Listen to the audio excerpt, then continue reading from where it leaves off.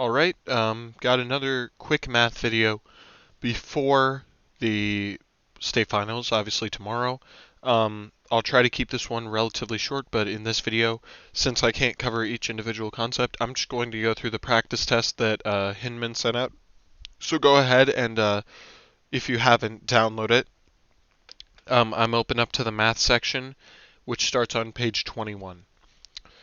And here, let me switch. Whoops. Let me switch over so you guys can see this. Here we go. And then number 1, we have the mode of a normal distribution is 117 with a variance of 9. What is the percentage of data between 111 and 126? Now there's only two things you need to know for this type of problem. One is what variance is. So usually when we saw this type of problem on the test, it would just say standard deviation. If it says variance, you have to convert it to standard deviation first. And all you do to go from variance to standard deviation is take the square root. And so the square root of 9 is 3. So the standard deviation equals 3. There we go. Now, now we open up our calculator, and we're going to hit this, not that. We're going to hit second. I got our stat. Here we go. Yeah. Stats AP last year. It's been a little bit. You hit this stat button right here. Then you go over to tests. Or is it? Actually, it might be. Never mind. It's second. Sorry about this, guys. I didn't plan this out. Second, and then this vars button here that says dister, because that is the normal distribution curve. If you're in stats, you've probably done this. We're going to be using normal CDF, I believe.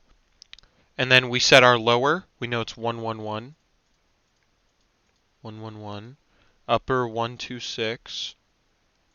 And then this symbol is actually a mu. It looks like a U. Mu, U, it kind of rhymes. And that is this, our 117. Because mu stands for the mean. They put mode, probably a typo. And then standard deviation we found to be 3. Now we paste. And we get 0.9758. And then if we look at our answer choices, that is very close to B, 97.35%, because we multiply by 100. In stats numbers, all the decimals are going to be a little bit off. So we're only 0.2 off, but none of the other answers are even close. All right, moving on to number 2. As I'm going through this, I will try to skip any problems that I think are very similar. Expand y to the 4th minus, or y minus 4 to the 6th. Now to do this, the easiest way is to use Pascal's triangle. If you don't know what that is, you start with 1, 1, written out like this, and that is your first iteration, or like power, like if it was to the 1 power.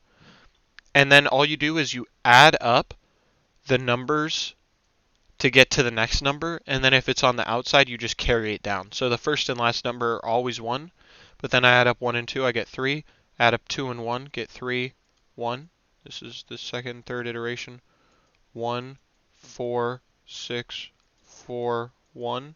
Again, I'm adding up 3 and 3, 3 and 1, 1 and 3. That's 4, and we go until it matches this number that the power is. So you get 1, 5, 10, 10, 5, 1, 1, 6, 15, 20, 15, 6, 1. Now, these are, you'll notice there's 7 numbers here.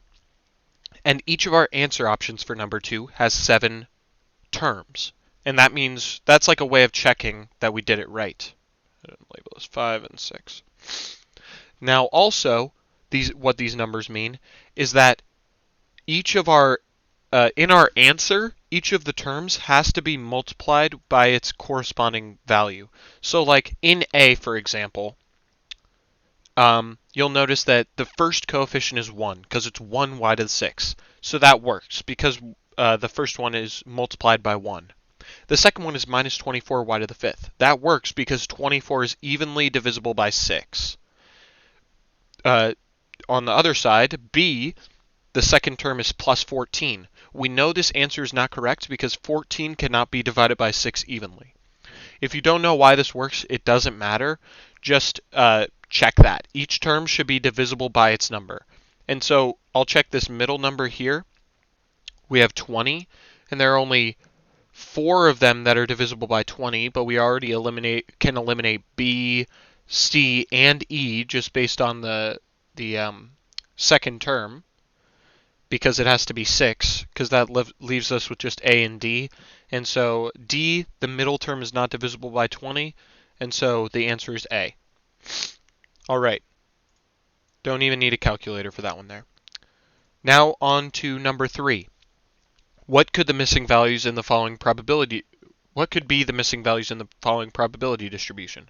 All of the probabilities in a probability distribution, you'll see them organized at the top and then probabilities under, or vice versa.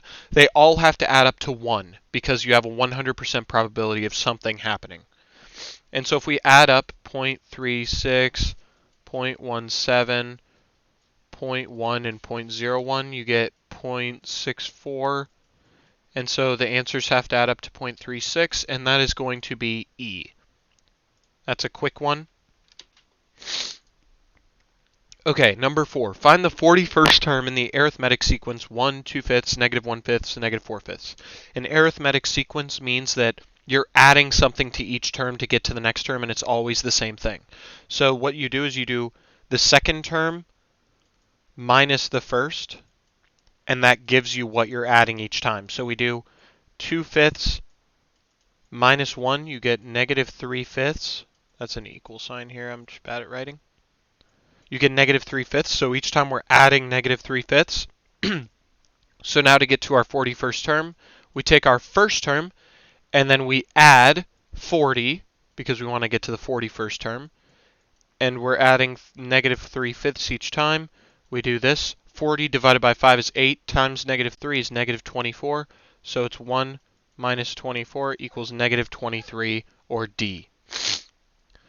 Number 5, hopefully you can do in your head. If the probability of snow is 42%, what is the probability of no snow? 58%, E. Because they have to add up to 100. Number 6. Department stores found that the probability of customers, so they use credit cards 79% of the time, 0.79. The probability that they made a purchase with the credit card and return at least one item is 0.21. What is the probability of returning at least one item given it was purchased with the credit card? So the probability of something and something else happening is just multiplying. So we know it's 0.79. This is the probability of returning at least one item, and we know that the probability of both of them happening is 0.21. So the answer is 0.21 over 0.79, which is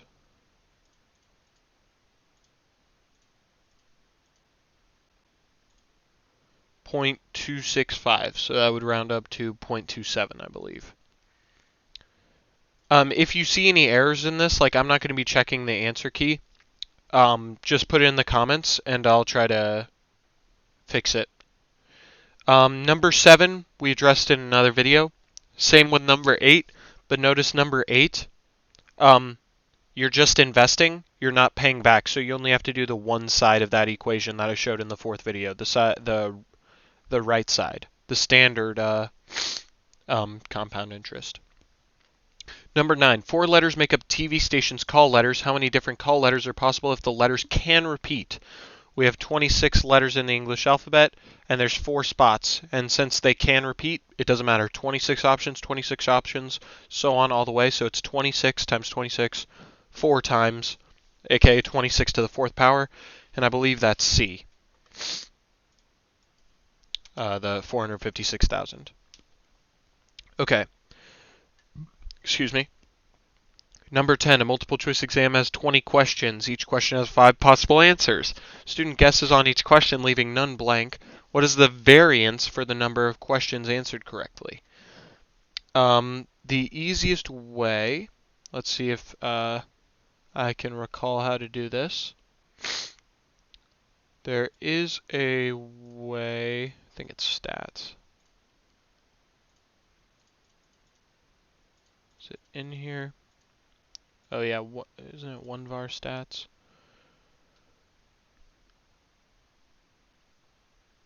You know what? I'm not quite sure how to do this one. I'm just going to skip over it. Like I said, I haven't planned this all out. Number 11, I showed how to do that. Find the mean. Number 12, find the mean of these numbers. Just add them all up and divide by however many there are. There's 6.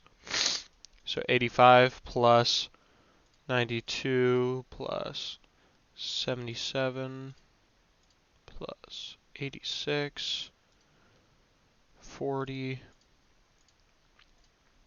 93 divided by 6. 78.833, which is E. All right. Let me make sure we're still recording. Yep. Okay. Gabriel must select 15 books from his collection of 30 to donate to a book drive. How many different selections of 15 books can he make? So this, all you have to do is you have to do 30 factorial divided by 15 factorial, and what this gives you is the if the order does matter, aka if I have book A and book B, if I'm giving book A then book B or book B then book A, those are counted separately. That's what that gives you. And then we have to take that answer, I'll call it X, and we have to divide by 15 factorial again, which gets rid of that and makes it just the number of books, if I am doing this correctly. And to get to the factorial button, we press Math, left, left, 4.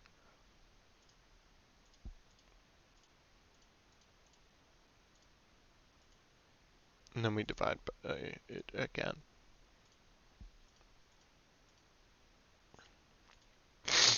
One 55117. Yep, that's E. So I'm guessing I did that correctly. All right. Find the standard deviation. Gonna skip that one again. Actually, you know what? I think I do remember how to do this. Let me attempt this. I believe what you have to do, I think it's a little bit different for number 10, because that one, when it gives you a list, I think all you have to do is you hit second and then this, the open parenthesis, because it gives you this bracket, and then you start typing the list that you see. 2, 8, 6, and then you close it with the close parenthesis. Store it to second 1, which gives us L1 or list 1. Hit enter. It'll repeat the same thing. Now we go to where I was.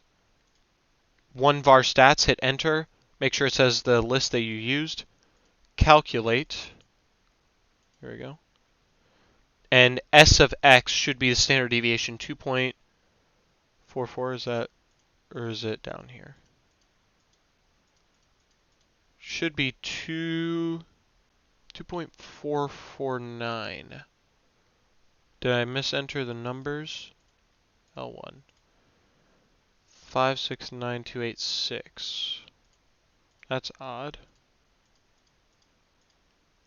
It should be what this says. 2. Do any of these match? Oh, I think it's this number actually. Oh yeah. I did this before on number 1. Yeah, this is I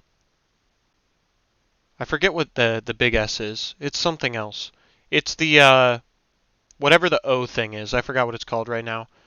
But that's what it is. 2.236, which C is 2.24. That's the right answer. Number 15, the probability of a traffic jam on any given day is 0.18. If 10 random days are observed, what is the probability that 4 of them have traffic jams? Now this one is quite difficult because what you have to do is 0.18 to the fourth power times 0.82 to the, we have 10 random days, so sixth power, because this is the probability of, this answer would give us the probability of 4 traffic jams 4 days in a row, and then the next 6 days being not traffic jams. So then we have to find a coefficient in front to multiply this by, but we can start by finding this number because it might help us eliminate some answers. To the 4 times 0.82 to the 6 is to the negative 4. So 1.3 zeros and then a 3. So that doesn't really help us yet.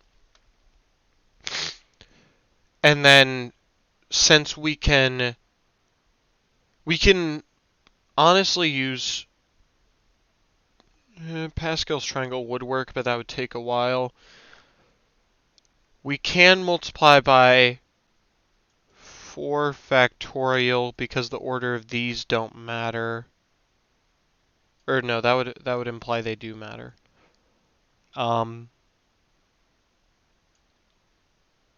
It's 10 choose 4, I think. 10 factorial divided by 4 factorial. Because we have 10 total days and then 4 that are not normal. If my mind is working correctly, divided by 4 factorial is just 24.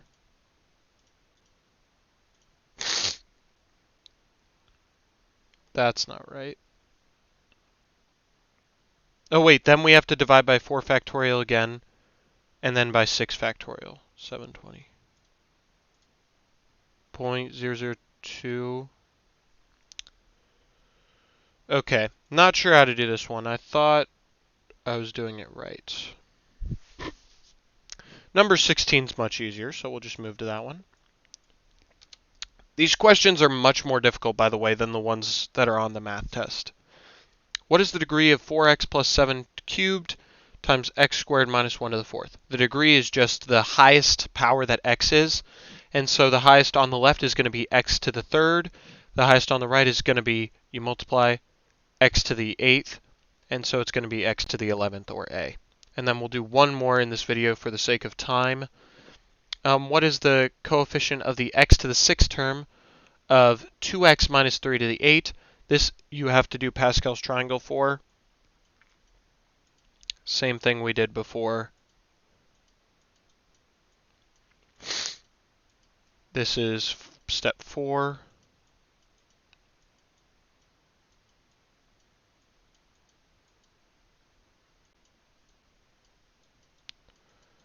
This will be step 6. And we need 8.